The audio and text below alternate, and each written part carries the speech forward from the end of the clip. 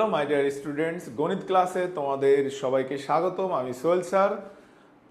SSC 2025 যারা দিয়েছিলে, আমি ফার্স্ট ইয়ারের অর্থাৎ গণিত প্রথম পত্রের প্রশ্নের সমাধান দিয়েছি। বরাবরই ধারাবাহিকতায় এখন আমি এইচএসসি 2025 ঢাকা বোর্ড গণিত দ্বিতীয় পত্রের প্রশ্নের সমাধান দিব। তো দেখো, গণিত দ্বিতীয়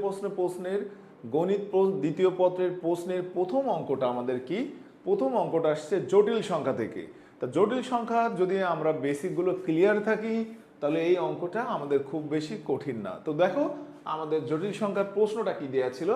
দৃশ্যকল্প z = x + iy, ক দেয়া আছে এর মডুলাস বের করো। এটা সঞ্চারপথের খ দেয়া আছে সঞ্চারপথের সমীকরণ, আর গ দেয়া আছে ঘনমূল দেয়া আছে, সেখান থেকে আমাদের এই অ্যান্সারটা বের করতে হবে। তো এটার অ্যান্সার হলো x² - y²। ওকে, তাহলে আমি দেখো ক নম্বর প্রশ্নের অ্যান্সারটা দিচ্ছি। ক কি আছে? ক বলছে i/1 + i। তো কোনো জটিল সংখ্যার যদি এরকম ভগ্নাংশ আকারে দেয়া থাকে, অবশ্যই তার অনুবন্ধী দ্বারা এটার মান বের করে নিতে হবে। তাহলে অনুবন্ধী দ্বারা যদি আমরা গুণ করে নিই, দেখো 1 + i এর অনুবন্ধী হচ্ছে 1 - i।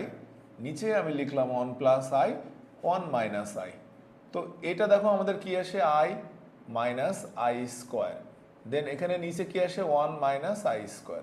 তো দেখো এখান থেকে আমাদের এটা কি আসছে, i² মানে -1, তাহলে মাইনাস মাইনাসে +1, আর নিচে আসছে 2। অর্থাৎ আমরা যদি এটাকে জটিল সংখ্যা আকারে লিখি, তাহলে half plus half into i। এইটা হলো আমাদের সেই স্বাভাবিক জটিল সংখ্যা। এখন আমরা এর মডুলাস বের করব। দেখো মডুলাস তাহলে কি হবে? মডুলাস আমরা জানি বাস্তব অংশের বর্গ আর অবাস্তব অংশের বর্গ।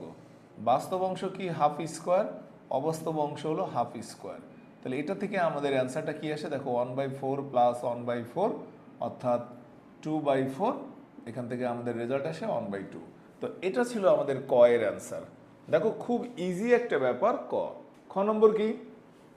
উদ্দীপককে ব্যবহার করে এইটা দ্বারা নির্দেশিত সঞ্চারপথের সমীকরণ। তাহলে দেখো উদ্দীপক আমাদের কি দেয়া আছে, z = x + iy। তাহলে z = যদি x + iy দেয়া থাকে, তাহলে আমরা এখানে কি পাচ্ছি, 3z + 1 = z - 3i। তো দেখো আমি যদি এখান থেকে x + iy এর মানটা বসাই, 3, একটু ভালো করে আপনারা দেখেন, একটু x + iy + 1, আমি কি করতেছি এটা একটু দেখেন। z এর মানটা বসালাম, x + iy - 3i। তো আমাদের কাজ কি? আমাদের কাজ হলো বাস্তব অংশ আর অবাস্তব অংশ এখান থেকে বের করে নেওয়া। দেখো বাস্তব পার্টটা কত আসে, 3x + 1, আর অবাস্তব পার্ট হচ্ছে iy। অনুরূপভাবে এখানে আমাদের কি আসছে, x, আর অবাস্তব পার্ট হচ্ছে y - 3। তো মডুলাসের ব্যাপারটা হলো যে কোনো জটিল সংখ্যার মডুলাস হলো তার বাস্তব অংশের বর্গ আর অবাস্তব অংশের বর্গের বর্গমূল। তাহলে আমরা এটাকে এইভাবে লিখে দেখো y²। দেন এটা আমাদের কি আসে, x² + y - 3 তার হোল স্কোয়ার। তো এটা থেকে দেখো তো আমরা উভয় পক্ষকে যদি বর্গ করে দিই, তাহলে আমাদের রেজাল্ট কি আসে, 9x² + 6x + 1 + y²। এখানে আসছে x² + y² - 6x + 9। তো এটা থেকে আমাদের 9x² থেকে x² বাদ দিলে কি আসছে, 8x², y² কাটা, 6x ওই পাশে যদি আমরা নিয়ে যাই, দেখো তো কত আসে, -12x। 9 থেকে 8 বাদ দিলে +8। অর্থাৎ আমরা যদি এখান থেকে 4 কমন নিয়ে নিই, তাহলে কি আসছে, 4 যদি কমন নিয়ে নিই, 2x² - 3x + 2। তো এখান থেকে আমরা আরও একটু নিয়ে নিই, দেখো x² মানে কি, -3/2x + 1। তো এটা ছিল আমাদের এখানকার। এবং এই সঞ্চারপথের সমীকরণটা কি? সঞ্চারপথটা হলো একটা পরাবৃত্ত। সঞ্চারপথ কি স্যার? এখানে পরাবৃত্ত। যারা এই দ্বিতীয় পত্র প্রশ্নে তোমাদের কনিক চ্যাপ্টারটা পড়ছো, তারা এই ইকুয়েশন দেখে বুঝতে পারবেন যে এটা কি ধরনের ইকুয়েশন। এটা হলো পরাবৃত্তের ইকুয়েশন। তো ধারাবাহিকভাবে দেখো, আমি তোমাদের গ নম্বর প্রশ্নটাও অ্যান্সার দিয়ে দিচ্ছি। গটা কি? গটা হচ্ছে কোনো জটিল সংখ্যার ভ্যালু দেওয়া আছে z = 3√3 + 5i। এখান থেকে আমাদের এটা বের করতে হবে। তাহলে দেখো গতে কি দেওয়া আছে, z = 3√3 + 5i। যেহেতু ঘনমূল দেওয়া আছে, আমরা উভয় পক্ষকে ঘন করব। তাহলে ঘন করলে z³ এখানে আসে 3 + 5i। তা ঘন মানে z মানে কি, x + iy তার ঘন, তাহলে 3 + 5i। তো এটাকে যদি আমরা ঘন করি, দেখো formula x³ + 3x² iy + 3x এখানে মাইনাস দিয়ে দাও, minus y square minus i y cube equal to 3 plus 5i। তো এখানে আমাদের বাস্তব অংশ কি আসছে, x cube minus 3x y square, আর এখান থেকে যদি আমরা আই কমন নিয়ে নিই 3x square y minus y cube equal to 3 plus 5i। তাহলে বাস্তব অংশ কত, 3 মানে কত, x cube minus 3x y square, আর এখানে 5 মানে কি 3x square y minus y q.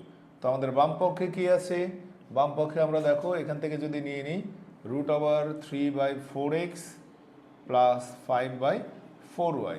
তো আমরা মান বসাই দিই, দেখো 3 মানে x cube minus 3x y square divided by 4x, 5 মানে কি 3x square y minus y cube, sorry এটা y cube divided by 4y। তো লসাগু যদি আমরা এখান থেকে এক্স কমন নিয়ে নিই, দেখো তো এক্স কমন নিলে কি থাকছে, x square minus 3y square divided by 4x plus আমি যদি এখান থেকে ওয়াই কমন নিয়ে নিই 3x square minus y square divided by 4y। তো এখান থেকে ওয়াই কেটে যায়, এক্স কেটে যায়, লসাগু যদি 4 রাখি তাহলে আমাদের কি আসছে 4x square minus 4y square, 4 কাটা root over x square minus y square. এটা ছিল ডান পক্ষ। তো দেখো জটিল সংখ্যার অঙ্কটা আমাদের করতে কত সময় লাগছে, এভাবে যদি তোমরা প্র্যাকটিসের পরিমাণটা বাড়াও তোমাদের আস্তে আস্তে এ ধরনের প্রশ্ন সমাধান করা সহজ হবে। তো যারা ভালোভাবে পরীক্ষা দিয়েছে তাদের জন্য শুভকামনা, আর যারা খারাপ দিয়েছে তারা এখন থেকে তৈরি হও যে কিভাবে নেক্সট টাইমগুলোকে পার করবা। তো সে পর্যন্ত সবাই আজকের ক্লাসটা এই পর্যন্তই, আগামীতে দেখা হবে নতুন কোনো প্রশ্নের সমাধান নিয়ে। সে পর্যন্ত সবাই ভালো থাকেন, সুস্থ থাকেন, আল্লাহ হাফেজ।